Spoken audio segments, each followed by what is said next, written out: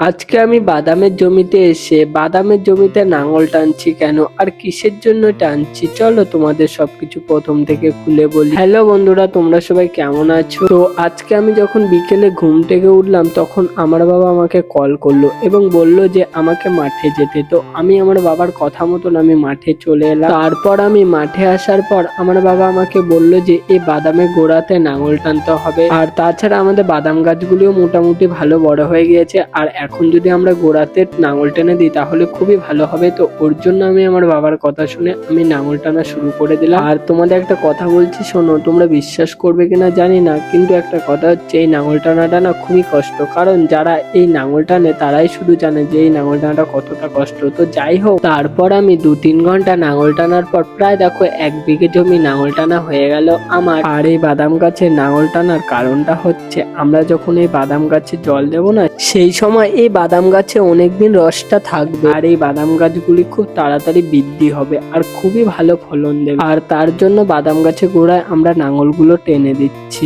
তারপরে আমরা প্রায় 1 বিঘে জমি লাঙল টানার পর আমরা বাড়িতে চলে এলাম। আর আজকের ব্লগটা আমি এখানে শেষ করছি, নেক্সট ব্লগে আবার দেখা হচ্ছে।